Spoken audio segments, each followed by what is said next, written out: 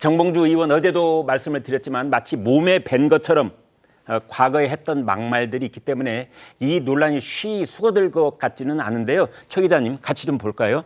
예, 대부분이 이제 유튜브 BJ들과 한 내용들 이런 온라인상에서 한 발언들이 논란이 되고 있는데요. 지난 2020년도에 정봉주 후보가 열린민주당 최고위원이던 신분인 시절에 민주당에서 열린민주당에게 민주당을 참칭하지 말라 이런 공세들이 좀 있었습니다. 그랬더니 정봉주 후보가 당시 유튜브 등을 통해서 참칭하지 말라는 민주당에게 내가 영원히 을로 있을 줄 아느냐. 민주당이 나를 모략하고 음해하고 시정 잡배 취급을 하고 있다. 너 내가 아직 누군지 모르냐, 나 정봉주다, 이렇게 거센 발언을 했었고요. 네. 또 최근이죠. 지난달에도 이 한동훈 위원장을 겨냥해서 옆집에 이사 온 아저씨가 총칼 또 권력을 앞세워서 아빠를 죽이려 온다면 똘똘 뭉쳐서 아빠를 보호해야 한다, 이런 말도 했는데요. 여기서 아빠는 이재명 대표로 얘기하고요. 말씀드린 대로 아저씨가 한동훈 위원장인데 한동훈 위원장을 빗대서 총칼을 쓰는 사람, 이런 막말을 해서 또 논란이 일기도 했었습니다. 네. 막말 논란도 막말 논란인데 막말 논란에 더해서 또다시 주목받고 있는 것은 바로 정봉주 전 의원의 폭행 전과입니다. 정봉주 씨가 이 9년 전에 불교 조계종을 김정은 집단이라 말했던 논란으로 기자회견을 준비하던 중에 그걸 말리는 여신도를 폭행한 혐의로 벌금형을 받기도 했습니다. 보시겠습니다.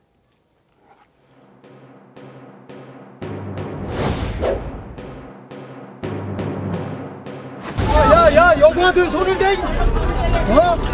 빨리 이게 건너로 몰아! 뭐 이렇게 보고 있어? 너네 오늘 종무실에서 나와서 내 얼굴 쳐다본 인간들 각오하고 있어?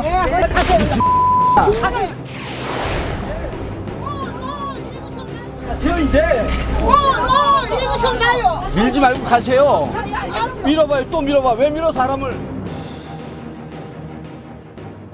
네, 이제 조계사 앞에서 불교 여성 신도를 밀치면서 저런 사고가 있었다는 건데 그뿐만이 아니고 이제 가정폭력으로도 벌금형을 받았습니다. 그 상대가 부인이었습니까? 네, 그렇습니다. 2001년도 3월에 네. 지금은 이혼한 전 부인 김모 씨한테 자녀가 보는 앞에서 네. 폭력을 행사했다. 이런 혐의를 해가지고 벌금 50만 원을 선고를 받았었습니다. 네. 근데 당시만 해도 이제 이 후보의 어떤 그 공표 기준이 이제 등록 기준이 네. 벌금 100만 원 이상이어서 이제 이 부분이 정면으로 부각이 안 됐다가 이번에 막말 논란이 불거지면서 네. 다시 나온 부분인데 물론 이제 그 정봉주 씨가 이 부분에 대해서 당시 이혼 소송 중이었고 사이가 안 좋았다라고 해명은 합니다. 그런데 사실 제가 이제 이혼 소송이나 이런 폭력 사건이 다뤄지는 과정을 봤을 때 이혼 소송 중에는 물론 이제 상대방과의 감정이 악화돼서 여러 가지 일들이 이제 형사 사건화 되긴 하지만은 저렇게 어쨌든 전과로 남는 경우는 잘 없거든요. 네. 그러니까 어떤 폭력의 수위가 이게 좀 간단치 않은 부분이라는 생각이 들고 네. 그리고 또 이 부분이 또 이제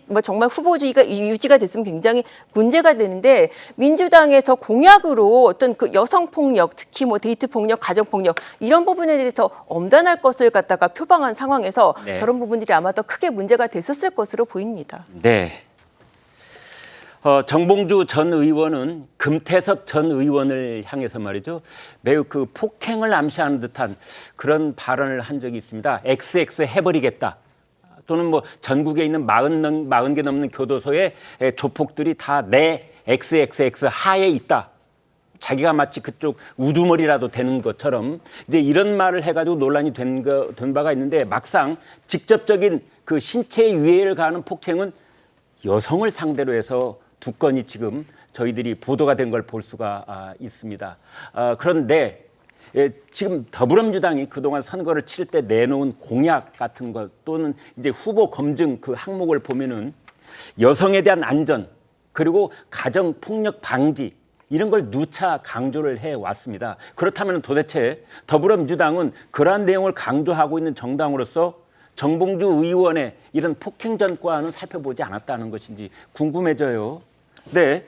그러니까 이게 아무래도 벌금이 100만 원 이상이 되는 경우에는 네. 이제 기록이나 이런 것들을 제출했을 때 티가 나기 마련인데 네. 지금 보니까 이 과거의 가정폭력 전과 같은 경우에는 벌금이 100만 원 미치였다고 하더라고요. 네. 그래서 사실 세밀하게 살펴보거나 본인이 제대로 이실직고 하지 않는 이상 네. 아마 검증 과정에서 조금 빈틈이 있었다 이런 생각이 들었고 네. 그와 별개로 사실 이 폭행 전과뿐만 아니라 과거에 이제 성추행 의혹에 대해서 거짓 해명을 했던 부분도 이미 공공적으로 기사화가 된 적이 있었습니다. 그래서 네. 저는 이런 부분들까지 사실은 후보 검증을 할 때 종합적으로 살펴봤어야 되는 게 맞고, 민주당이 내걸었던 공약이나 그동안 표방해왔던 정책의 방향성 역시 이 사회에서 여성 폭력을 퇴출하겠다, 네. 이런 것들을 목표로 정치를 해온 정당이기도 하기 때문에 저 이런 부분에 대해서 좀 더 엄단했어야 되는 것이 아닌가라는 짙은 아쉬움이 남습니다. 네. 지금 뭐 이 막말, 우리가 앞에 지켜봤던 그런 막말 논란뿐만 아니라 과거에 있었던 폭력 전과, 그다음에 성추행 의혹과 관련된 거짓 해명, 이런 것들까지도 지금 얘기가 되고 있는 상황이기 때문에 사실은 총체적인 검증에 좀 실패가 있지 않았나 싶습니다. 네. 지금은 계절상 봄입니다. 그러나 춘풍추상이라고 밖으로는 이런 따뜻한 공기가 불기 시작했지만 민주당 내부 자체적으로 스스로를 점검할 때는 지금 말씀해 주신 것처럼 가을 서리처럼 차갑게 냉철하게 좀 바라봤어야 되지 않을까라는 점을 지적을 해 주셨네요. 지금 얘기 이어가 본다면요, 정봉주 전 의원 이번 논란이 더 커진 이유 바로 거짓 해명 때문에 이제 논란이 더 이렇게 커진 건데, 정봉주 전 의원의 거짓 해명 논란, 이게 처음이 아니었습니다. 6년 전에 자신을 향해서 제기됐던 성추행 의혹에 대해서 거짓 해명을 했다는 논란에 휩싸였는데, 당시에 정 전 의원의 목소리 직접 들어보시겠습니다. 저는 A씨를 성추행한 사실이 전혀 없습니다. 호텔룸에서이건 카페에서이건 레스토랑에서이건 레스토랑 룸이었든 간에 A씨를 만난 사실이 없고 성추행한 사실이 없습니다. 정치적으로 저를 저격하는 거 아닌가 하는 느낌이 듭니다. 일단 정치적 의도를 가득 담고 있고 순수하게 느껴지지 않습니다. 네, 어떻게 보면은 정봉주 전 의원 그 프로토콜을 그대로 밟고 있다, 이런 생각이 듭니다. 처음에는 극구 부인, 나중에는 정치적 음해, 정치적 공격, 이제 이런 순서로 흘러가기 마련인데요. 사실이 아니다, 그 호텔에 간 적이 없다, 정치적 저격이다, 이 순서를 밟아왔는데 이제 어찌할 수 없는 증거가 나오는 겁니다. 당시에 본인이 직접 자신의 해명을 뒤집는 자료를 내놨었습니다. 보시겠습니다. 스스로 2011년 12월 23일 오후 6시 43분 L 호텔에서 결제한 내역 찾아서 공개. 이 신용카드를 쓰면은요, 저게 다 증거로 저렇게 남습니다. 모든 공직 활동을 접고 자숙하고 또 자숙하면서, 그때도 한번 자숙을 했군요. 자연인 정봉주로 돌아가겠다면서 서울시장 출마를 철회를 했습니다. 자, 최 국장님, 그래서 정봉주 의원 어떤 어그로 관심 끌기, 좀 센 말을 해가지고 논란을 일으키고 뭐 의도된 것인지 모르겠습니다만 뒤처리하는 솜씨는 젬병인 것 같아요.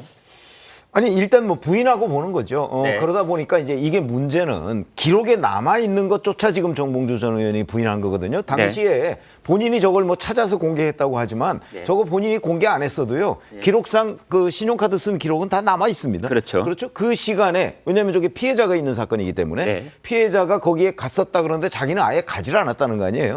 그런데 그 신용카드로 결제한 기록은 다 남아 있습니다. 그러니까 아마 할 수 없이 저걸 공개했을 거라고 보고, 이번의 이 경우에도 지금 유튜브나 뭐 이런 데 대부분 다 동영상 자료로 남아 있습니다. 그 본인이 동영상 자료를 공천받고 나서 삭제를 했잖아요. 그러니까 거기에 또 얼마나 많은 자료들이 더 있는지 사실은 그것도 궁금한 대목입니다. 아마 저는 민주당이 전격적으로 공천을 취소한 배경에 그것도 한몫을 했다고 봅니다. 왜냐하면 민주당으로서는 자, 본인이 삭제한 그 내용 중에 또 어떤 내용들이 있을지 흔적들이 다 남아있을 거거든요. 그러니까 만약에 공천을 유지하면 그런 내용들이 또 그 언론에 의해서 하나둘씩 드러나기 시작하면 이 파장이 아마 한 2, 3주를 갈 가능성도 대단히 높아서 2012년 김용민 사태의 판박이가 되는 것 아니냐, 이런 걱정을 했을 겁니다. 민주당이. 아마 그런 여러 가지의 종합적인 고려 끝에 그 공천을 취소한 거지, 무슨 뭐 거짓 해명을 했다, 뭐 그것 때문에 공천을 취소한 것처럼 지금 그 민주당이 해명을 하고 있지만 저는 그 부분도 사실과 다를 것이다, 이렇게 보고 있습니다. 아마도 더불어민주당은 12년 전 김용민 악몽이 떠올랐을 것이다, 이렇게 짚어주셨습니다. 공천이 철회된 정봉주 전 의원 대신에 강북을 지역구에 출마하게 될 사람은 누가 될까요? 안규백 이 전략공천관리위원장은 이런 말을 했습니다. 제3의 인물이 원칙이다. 들어보시죠. 낙선한 후보를 제3의 대안으로 내냐 혹은 새로운 인물을 전략 공천을 하느냐 이 문제는 여러 가지 판단적 요소와 근거가 있어야 됩니다. 어떤 후보가 나가든지 간에 상대 후보를 누르고 승리할 수 있는 총선 승리가 기준의 원칙이다 이렇게 말씀드립니다. 예, 그러면 2위를 차지한 박용진 의원이 공천을 못 받을 수도 있겠네요. 그건 지금 제가 말씀드릴 수 있는 상황이 아니라고 생각합니다. 원칙은 어떻게 되는 겁니까? 원칙은 제3의 인물이 가는 것이 원칙이죠. 네, 방송에서는 그 뒷말이 조금 잘려 있는데요. 안규백 위원장은 제3의 인물이 원칙이다. 그런데 정무적 판단도 있을 것이라는 그런 뉘앙스의 말을 덧붙여 놨습니다. 원칙? 어디 당헌 당규에 그런 원칙이 적혀 있는 것인지 그건 제가 잘 모르겠습니다만 그리고 정무적 판단이라고 하는 여지를 남겨놓기도 했다. 이제 이런 상황입니다. 최종적으로 박용진 의원이 공천을 받을 것이라는 예측은 그러나 거의 없는 것 같습니다. 지금 박용진 의원은 일단 재심을 요청을 해놓고 자신을 무시하고 전략 공천을 한다면 그것이야말로 당헌 당규에 어긋난다 이런 주장을 하고 있습니다. 자, 그렇다면은 정봉주 후보를 대체할 사람 박용진이 아니라면 누구일까요? 최 기자님. 예, 오늘 오전에 부상한 인물 2명이 있는데요. 금천에 출마했다 낙천한 조상호 변호사라는 이제 친명 인사로 분류되는 조상호 변호사가 있고요. 또 네. 공복에 있는 민주당 한민수 대변인도 지금 유력하게 거론되고 있습니다. 네. 선대위 핵심 관계자한테 물어보니까 이 두 사람 모두 유력하다 이렇게 얘기를 하기는 하더라고요. 네. 워낙 급작스럽게 이제 공란이 생긴 데다가 갑작스러운 이제 인물 수혈에 좀 부담이 있는데 이 한민수 대변인 같은 경우에는 지역구를 좀 여러 곳을 물색하다가 결국에는 최종적으로 어느 곳에도 아직 출마를 하지 못했던 상황이었거든요. 네. 지역구를 찾지 못했던 상황에서 이런 공석이 발생을 하게 되니까 그 지역구에 공천을 받는다면 가장 적합할 수 있지 않겠느냐 이런 얘기도 나오고 있기는 합니다만 아예 제3의 새로운 인물을 투입할 가능성도 아직 배제가 되지는 않고 있고요. 또 지금 박용진 의원도 오늘 오전까지도 지금 계속 입장문을 내고 정봉주 후보가 최종적으로 공천을 받았던 것이 아니고 본인이 재심 신청을 했는데 그 신청에 대해서 논의하는 재심위원회가 아직 열리지 않은 상태이기 때문에 아직 그 지역구의 공천이 완료됐다라고 볼 수가 없는 것이다. 그러니까 이 문제는 경선 과정 중에 후보가 탈락한 문제이기 때문에 앞서 다른 전례대로 경선 중에 문제가 발생하면 차점자에게도 기회가 돌아가거나 차점자에게 공천을 주는 방식도 거론될 수 있어야 된다. 지금 이렇게 강력하게 주장을 하고 있는 상황이거든요. 그래서 재심위가 언제 열리고 거기에서 어떤 결론이 나느냐 이 부분도 아직까지 변수로 남아있는 것 같습니다. 그렇군요. 조선비즈가 오늘 단독으로 좀 조사한 내용이 있어서 잠깐 소개해드리면은 이제 이런 선례를 찾아봤더니 2020년 3월에 부산 금정 후보를 김모 씨 지역위원장에서 박모 씨로 교체한 적이 있습니다. 이때 이 김모 후보가 이제 불륜설이 제기가 됐었다고 합니다. 그래서 그걸 재검토한 끝에 이제 그것을 바로 그 차점이었던 박모 씨에게 넘겨줬다. 뭐 이런 보도를 했는데요. 자, 이런 지금 좀 어수선한 상황에 있습니다. 공직사회도 그렇고요. 여러분 정계에도 그렇고 운이 좋아야 된다 이런 말을 하고들 합니다. 전혀 예상치 못했는데 가령 1번 타자, 2번 타자 이렇게 박용진, 정봉주 막 싸우는데 그 감투가 전혀 기대도 하고 있지 않던 사람에게 이렇게 가는 경우가 생길 수도 있다라는 말을 제가 빗대본 건데요.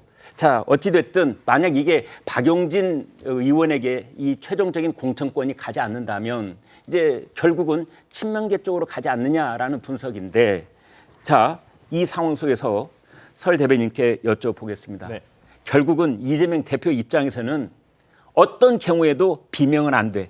이런 뜻입니까? 네, 아무래도 지금까지 흐르고 있는 당 내에서의 기류는 네. 아무래도 박용진, 그러니까 누가 봐도 네. 여기를 현역 의원 지역구로 있었고 그다음에 가장 그 근소하게 정봉주 의원보다 객관적으로 봤을 때 하위 예를 들어서 10% 감점이 없었다고 한다면 네. 당연히 공천을 받았을 박용진 의원이 있음에도 불구하고 오히려 박용진 의원은 아예 배제하고 고려를 하겠다라고 한 부분은 글쎄요 조금 납득할 수는 없을 것 같아요.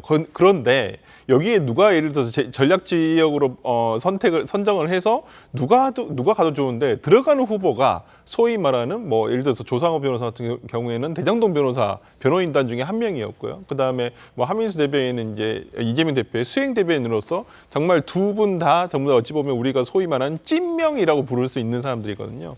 찐명 후보를 넣겠다? 저는 오히려 그럼 노골적인 오히려 이 부분에 있어서 당의 사당화를 오히려 사당화의 비판을 받을 수 있는 지점이기 때문에 모르겠습니다. 저는 정무적인 판단을 한다고 한다면 오히려 박용진 의원을 선택하는 것이 오히려 저는 정무적인 판단으로서 국민들이 봤을 때도 이재명 사당화가 이렇게 노골적이지는 않구나 이렇게 비칠 수가 있어서 저는 민주당 지도부에서 어떤 판단을 할지는 모르겠습니다만은 저는 뭐 박용진 의원이 되시는 게 순리상 맞지 않을까. 네, 사천 논란이 또 한 번 벌어질 수 있는 작은 무대가 이제 금방 만들어졌다. 뭐 이런 말씀을 해주셨는데 최 국장님, 네.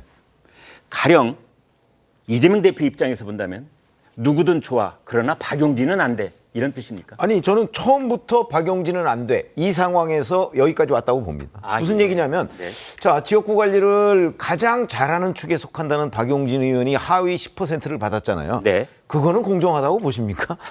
그 시스템은 도대체 어떤 시스템이길래 박용진 의원처럼 이제 뭐 기자들이든 아니면 뭐 국회 동료 의원들이든 지역구 관리 잘한다는 건 다 알려져 있거든요. 백봉 신사상을 여러 번 받았던. 네. 아니 그러니까 그런 사람이 하위 10%를 받았다는 게 우선 이해가 안 되는데 거기서부터 저는 이게 계획이 있었구나 이렇게 판단이 되고요. 그다음에 이제 박용진 의원은 3인 경선에 붙였다가 결선 가고 뭐 이런 것도 저는 다 그런 계획의 일환이었기 때문에 여기서 정봉주 전 의원한테 공천 취소를 한다고 해서 그게 차점자한테 간다? 처음부터 그 계획은 이재명 대표한테는 없었다. 저는 이렇게 봅니다. 그리고 또 저게 반드시 바람직한 것도 아니에요. 그건 이재명 대표뿐만 아니고 누가 보더라도 사실은 이 지역은 뭐 그냥 지금 당장 공천해도 그 사람이 당선될 가능성이 대단히 높은 지역이거든요. 그렇기 때문에 만약에 차점자한테 간다 이렇게 되면 앞으로 경선에서 떨어진 사람들이 이제 경선에서 자기한테 승리한 사람의 약점을 찾는 일이 잦아질 거예요. 그 사람들이 전부 다 과거 발언을 뒤져보고 있을 것이다. 발언뿐만 아니고 이제 그 사람의 약점을 가장 잘 알 거거든요. 이런 일은 당 조직 전체의 관리라는 측면에서 본다면 바람직하지 않다고 생각하기 때문에 이재명 대표로서는 차점자, 그게 박용진 의원이든 아니든 아마 주기가 어려울 거다 이렇게 봅니다.